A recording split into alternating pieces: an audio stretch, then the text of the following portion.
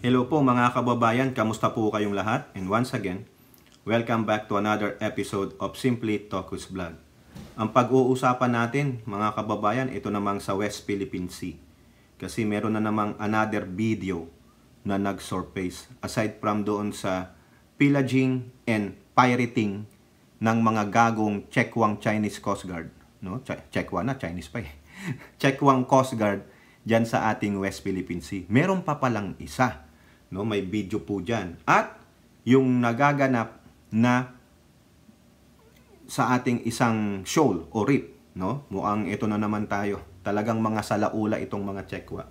At ito po, bago natin simulan yon, meron po isang magandang news. Ito na siguro na napanood nyo na ito o nabalitaan nyo na. Pero dito po sa ABS-CBN, mabilisan lang po tayo, maiksi lang po ito. US to deploy assets in South China Sea as PH asks for greater deployment ayon po sa PCG. So, ang Philippine Coast Guard po natin nagre-request sa ating kaalyadong bansang Amerika na sana tulungan nyo naman kami. Magkaroon kayo ng greater deployment dito sa aming West Philippine Sea. Yung po, yung nang pag-usapan nila nung nandoon po sila sa IISS dyan sa Shangri-La, no, sa Singapore. No, nag-usap-usap po sila. No? Dito, isa din sa mga umayon, no? Hindi lang sa United States Coast Guard, kundi inilatag din sa Japan Coast Guard. Yeah? No, nag-usap-usap sila. Ito ang sabi po ni Admiral Gaban ng PCG. I'd like to propose greater deployment in the high seas. We will do our part, but we also need you to be there to maintain rules-based order the way Coast Guard should play their role. We know our limits, but we know we can do something to give time for our political leaders to do their part to keep the West Philippine Sea as free as it should be. O, di ba ang ganda? Ang gagaling gumawa ng speech ng mga leaders natin, no? On her part, ito po yung sa United States Coast Guard, no? Si Commander Admiral Linda Fagan confirmed her meeting with Gaban as well as with the Japanese Coast Guard Vice Admiral Shiguki Yoshio. She noted the increasingly central geopolitical role the maritime law enforcement agencies play in the Asia-Pacific region. Quote, they must demonstrate professional behavior at sea in order to support good maritime governance, which is critical to global economic prosperity and security. Malign activities such as human and drug trafficking, cyber attacks, and illegal, unreported, and unregulated fishing drive instability and threaten the rule-based international order. Ayun po yung sabi ni Admiral Linda Fagan. Nabubulol ako. Samantala, ito naman ang sabi ng Japanese Coast Guard.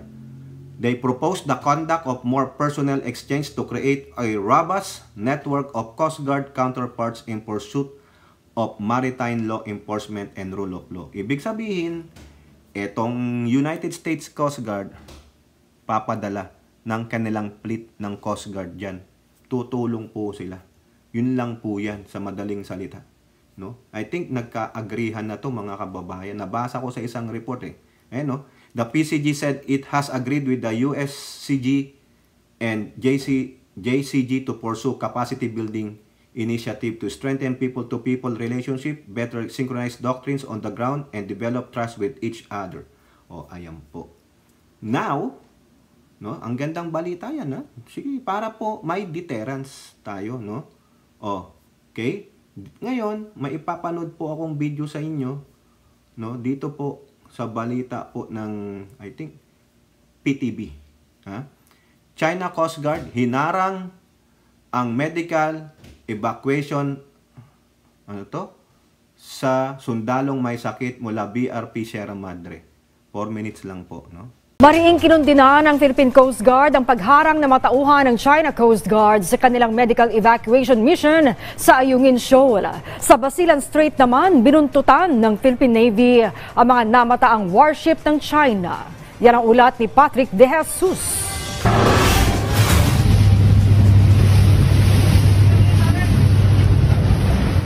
Kita ang pagharang ng mga tauhan ng China Coast Guard na nakasakay sa rubber boat sa high-speed response boat ng Philippine Coast Guard.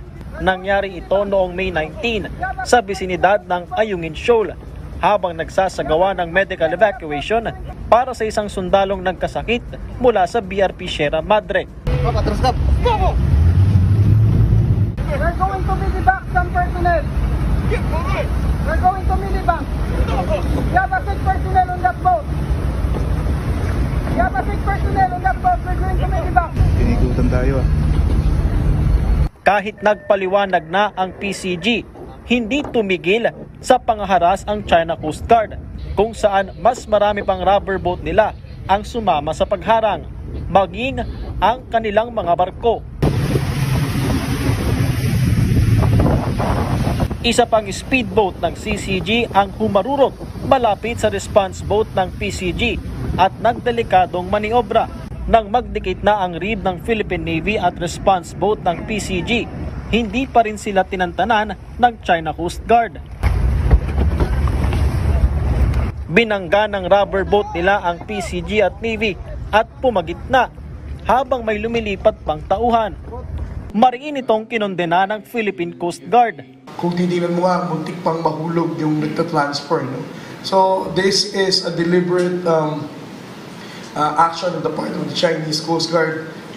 For us, we condemn such action because we have been contacting those Chinese Coast Guard vessels who are in that vicinity that we are conducting a humanitarian mission because the intention is to evacuate a sick personnel, and yet they still did a lot of dangerous maneuvers and prevented us from getting the sick personnel on board the regional boat. Sa kabila ng ginawang pangaharas, matagumpay pa ring nailipat ang sundalong nagkasakit at nadala sa Palawan. At 3:15 in the afternoon on that same day, May 19, the Philippine Coast Guard high-speed response boat reached Buliluyan Port, and sick personnel was immediately transported to the nearest hospital. Ang insidente nangyari noong kaparehong panahon kung kailan inagaw ng China Coast Guard ang ilang supply para sa mga sundalong Pilipino sa BRP Sierra Madre nang magsagawa ang AFP ng para-drop o airdrop mission. Lumapit din ng China Coast Guard ng 5 hanggang 10 metro lamang mula sa BRP Sierra Madre. Samantala, namataan ng mga residente sa Basilan Strait sa bahagi ng Zamboanga Peninsula ang isang dambuhalang warship ng PLA Navy ng China. Kinumpirma ito ng AFP kung saan na-monitor nila ang 2 Chinese warships na pawang training ship at amphibious transport dock. Ayon sa AFP, kaagad idineploy ang barko ng Philippine Navy na BRP Domingo de Luana kung saan binuntutan nila ang naturang PLA Navy vessels. Nag-issue ng standard challenge sa mga ito ang Philippine Navy. Isa sa mga barko ng China ang sumagot at sinabi nagsasagawa lamang sila ng normal navigation mula sa kanilang port call sa Dili, Timor-Leste, pabalik ng Dalian, China. Sabi ng AFP, pinapayagan ng innocent passage sa Basilan Strait na kinikilala bilang International Sea Lane. Tiniyak naman ng sandatahang lakas na nanatili silang nakabantay sa maritime zone ng bansa upang masiguro ang seguridad at integridad ng ating teritoryo. Patrick De Jesus para sa Pambansang TV sa Bagong Pilipinas. Ayan po mga kababayan, nakita nyo no kung gaano kasalaula. Paano ganyan yan? Kasi hindi po sila makaintindi. Dapat sa atin, no, kung ako, 'di ba, English, hindi nila maintindihan yan eh. No, nagtatanga-tangahan yang mga yan. Ang maganda, magdala kayo ng Filipino-Chinese interpreter. Oo, para maintindihan nila itong mga kupal na mga tsekwa na yan, no? Kung may papayag, 'di ba? Dapat talaga since matatalino naman tayong mga Pinoy, pag-aralin nyo, maging linguistic din yung mga ating sundalo para maka-converse sila ng Pukien, oh, 'di ba? Oh, o kaya sama nyo si yung inaano ni Loren Legarda. Magkano sama kayo ng interpreter, baka magkaintindihan sila. Humanitarian yan eh. Hindi nila maintindihan mga bobo, mga tanga-tanga o nagtatanga-tangahan. O tapos yung sa Basilan, o ito pa corresponding video, yung additional video para malaman nyo. O ayan. Chinese Navy warship, Bow number 82, this is Philippine Navy Elements Finance, come in.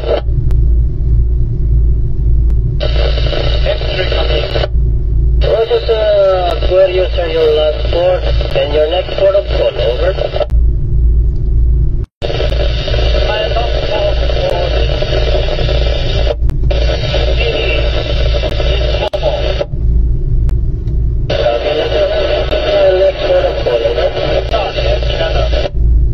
Dalian, China, correct? Correct. ETA, sir, ETA Dalian. Chinese Navy warship, number 83, this is Philippine Navy Elements Finance. Coming over? I'm sorry to tell you that, give you that information, over. Copy, and sir, what is your intention, sir? What is your intention on this, over? Please reach your message, over. Roger, sir, what is your intention in this? What is your intention? Normal navigation, you think, sir, when you're over. Normal navigation, correct?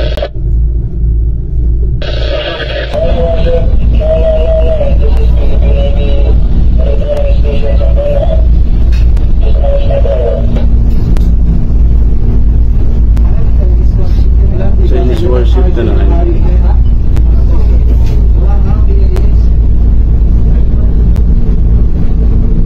Kasi post mo, wala na, sumasalakay na sa Pilipinas. Mga Chinese, di pa nakasagot sa radyo. Gago itong mga Chinese na to. Kung sa yung isang sabog yan. Ay, nasa ano na sila eh. Dito na sa Zamboanga. Pilipinas na ito eh.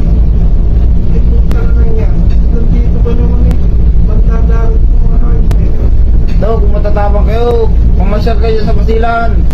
Nakikita nyo. Dito na sa Zamboanga, mga Okay, kayo. tropa. Wala na tayo ng buhay naman. Tatlo po sila.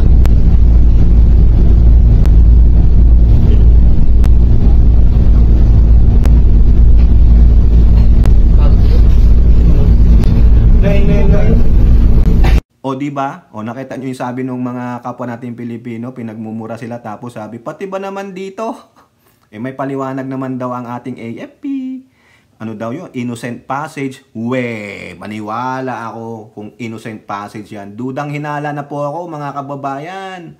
O ano po ang sabi dyan ni si dito, si Tariela, sabi sa Politico, barbaric, inhumane Chinese vessel ram PH boat with 6 soldiers. Talaga namang barbaric talaga, no? Mga salaula, mga yan, caveman. Pasensya naman sa caveman, no? Ibig sabihin walang alam, unang-una walang humanity, inhumane nga, inhumane actions, mga kababayan.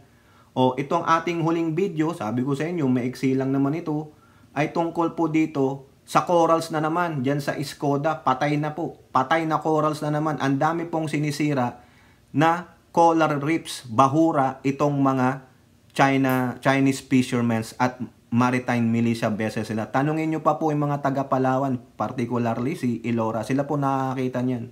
No, dyan sa Palawan. No. Ito po, 4 minutes video sa PTV again, Sa kabila ng pangaharas ng mga barko ng China, naging matagumpay ang isinagawang pagsusuri ng mga eksperto sa mga coral reef ng Skoda Shoal.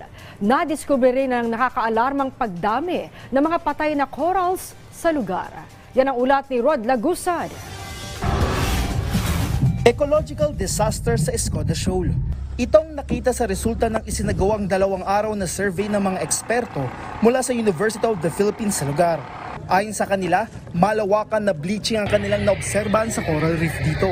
To the extent that what we saw, what we documented across all the area na nilangoy namin, almost 100% na patay na yung mga corals. And iba-ibang stages ng pagkamatay. The West Philippine Sea now is really in a very severe, alarming and severely degraded states. Habang nagsasagawa ng kanilang pag-aaral, ipiniliwanag mismo ito ni Dr. Fernando Seringan ng UP Marine Science Institute. Madami nang namuti.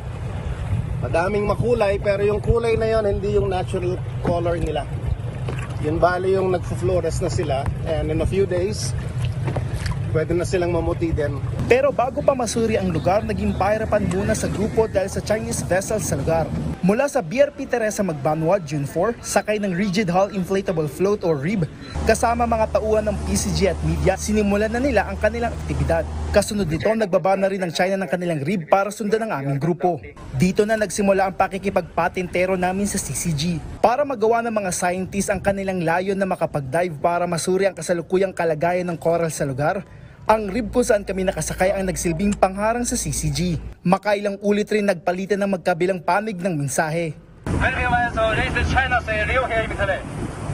China Coast Guard, this is Philippine Coast Guard. You are within Philippine Exclusive Economic Zone. We are conducting marine scientific research activity. Please keep clear of us.